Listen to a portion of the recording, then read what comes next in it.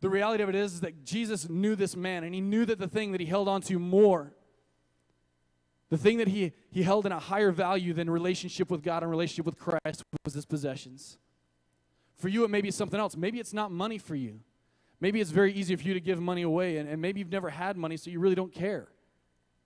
You know, like a lot of you, I grew up in a house where it was like, I asked my parents for clothes, and they said, get a job. I was like, okay. You know, so you go out and you do whatever you can. You scrape together some money, you know, your money for the year, and you go and you buy some school clothes, and those last you the entire way through. Maybe that's not your experience. Maybe possessions are very important to you, but whatever it is, you're sitting here in this chair and you're saying, God, I want to follow you. I want to give everything to you. What do I need to do? You're saying, I've lived up to this, and this. You know, I'm nice to my parents. I clean the dishes when they ask me to, and I'm nice to my friends, and I'm nice to this person. And, you know, I read the Bible and I go to church. But Jesus is calling you to do something more than that. He's asking you to give up the thing that's most important to you and sacrifice it for what's most important to him. You know, sometimes we hold so tightly to the things in this world that it paralyzes us from accomplishing the will of God. We hold so tightly to our image, to the things that we have, that when the opportunity comes, when God places it in front of us and he says, I want you to talk to this person, I want you to go to this place, we're so wrapped up in the things that we have that it paralyzes us and we can't move. We can't take that step. We can't give up that thing because it's way too important to us. It's our human disease. It's our human nature. This disease of humanity. We're greedy. We're selfish. We want for us. And Jesus is asking us to lay it down. It's something that, like Sean said, he didn't choose to have the disease, but he is choosing to do with it what he's doing. Sean could go decide to lay on a beach somewhere until the disease completely takes over his life and not move. He could decide that he was going to be selfish and just go chill out somewhere and not do anything. But he's chosen to devote his life to something greater than himself, and that's the second point. That to live a life of significance, to live a life that matters, we must take on a cause greater than ourselves. You know, we talked a little bit earlier about Earthbeat. It's an opportunity to do something, to be a part of a cause that's greater than ourselves. To say, you know what, I'm going to sacrifice my weekend, I'm going to sacrifice my time and my energy. I'm going to go out and I'm going to pull together resources to affect some kids. They've done studies that have shown that people learn better, people work harder in an environment that is clean and looks good.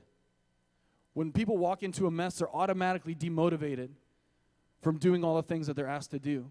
And these kids every single day are walking into a school that's paint is chipping and, you know, flowers and trees are dead, and it looks trashy. And so when they come in, no doubt it's hard to have a great attitude about it. Look at this wonderful place I'm coming to spend my day.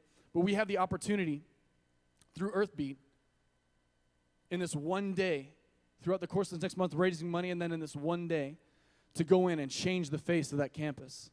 The kids can walk in, you know, that next Monday morning and see what's happened. We're pouring our lives into something bigger than ourselves. Sean's done it through Right Ataxia. He's done it through different organizations. And then we have another guy here at the church. He mentioned Jason Harper, who's doing this whole extra mile run. It's also to help out Oak Ridge Elementary School. Devoting your life to something bigger than yourself so that when your time comes, when your day ends, you know, that dash on your tombstone in between the two dates counts for something. For some people, they've lived a life that dash, it just means that they existed. That the people around them weren't really affected by the life that they lived. That when they left the earth, all that people remember about them is that they were here and maybe they had a good time. But for someone like a Sean, he's going to leave this earth, and people that come after him are going to know his name because he didn't just sit back and let life take him over, but he chose to take the reins and push forward. Someone like a Jason Harper is making an impact that will last, helping, you know, like something like 70 or 80% of the kids at Oak Ridge Elementary School get health care that don't have it. You know, there's just amazing things that can be done, but you have to devote yourself to something greater than yourself. Walking out this idea of giving your life to a cause greater than yourself will be what gives significance to the dash between the dates and your tombstone. That's something that I think about frequently. In John 15:13, he says this: "This is the very best way to love. Put your life on the line for your friends." And when I was reading that passage of Scripture today, it hit me that This is the greatest cause I could ever devote my life to. That of all the other causes, all the great charities and things that go on in the world, the number one thing that I can do personally is I can devote myself to love the way that Jesus calls me to. That I can love people by laying down my life for them. It's something that's said over and over again in the Bible. You know, Christianity is defined as living like Christ. And Christ's entire life was about laying it down for us. And so when he calls us to live like he lived, he's calling us to lay our lives down to follow him.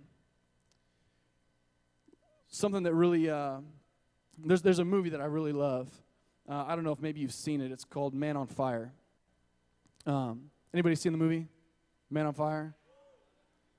It's absolutely amazing. It's definitely become probably one of like my favorite movies ever. And I'm watching this movie one night, and it gets to this point, and literally like, I'm not really like a really emotional person. Most people tell me I could probably get more emotional more frequently, and it wouldn't hurt me. Because I don't really get like teary-eyed or emotional. I don't really hardly ever cry. But I'm sitting here watching this movie, and there's this point in this movie where literally I'm trying to like hide my eyes. I'm doing the whole like, oh man, something just got me.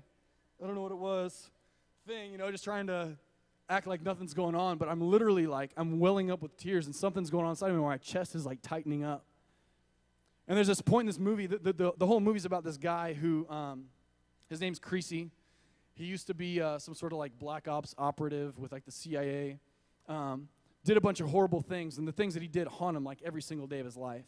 He's become a drunk, and he gets to the point where he wants to kill himself. And he goes down to Mexico to see this friend of his. And while he's down there, the friend's like, well, why don't you stay for a while? Why don't you take this job? I know some people who have a kid. There's tons of kidnappings in Mexico, especially Mexico City, and this is where they're at. And he says there's this family, and, you know, they need somebody to be their child's bodyguard. Why don't you, you know, take the job? Pretty low profile, pretty easy. You just have to drive the kid around. You know, if something happens, do your best, but nobody's counting on you for anything because you're not getting really paid enough to lay your life down for anybody. And so he takes this job, and at first he's really standoffish with the little girl, but as time goes on, she begins to wear him down because he sees the life that's inside of her. As they develop this relationship, as they talk, as they spend time together, he begins to laugh again. He begins to smile. He begins to find that there's a purpose for his life and a reason why he's there. And then one day after he'd taken her to a piano lesson, some people rolled up. And he started to watch things as they went down, and he saw a car pull up, and he saw two cars block off either end of the street, and he started to recognize what was happening. And he starts running and yelling her name, and she steps outside, and she sees these men coming towards him, and she freezes, and he yells for her, and she takes off and tries to run, and he shoots a couple of them, and they shoot back at him. He ends up getting shot like 3 or 4 times, and in the process takes like 4 of the guys out. It's a very intense scene, but he's fighting for this little girl's life. And he hits the ground because he's been shot several times. He's starting to lose a lot of blood. And she runs back because she sees him, and they've developed this relationship. And as he's kind of fading out, he sees her being grabbed by these men, and they're taking off with her. Well, when he comes to in the hospital, he finds out that something went wrong with the drop. They were going to ransom the little girl, and when they went to go drop off the money, something went wrong. Somebody ambushed it. Ended up shooting some of the guys who actually kidnapped the girl. And the parents had gotten a phone call from kind of the head honcho guy. And he says, you know, I'm sorry, but I killed your daughter. I didn't get my money, and my cousin was killed in the process. And so, you know, you messed up. Too bad, so sad. We killed her. And when he comes around and when he hears this, it kind of sends him into this place where he doesn't know what to do but to kind of revert back to kind of his old life. And he sets out on a mission to find this little girl, or to find the people who killed the little girl. And the scene we're about to watch, I'm actually going to play a clip for you real quick.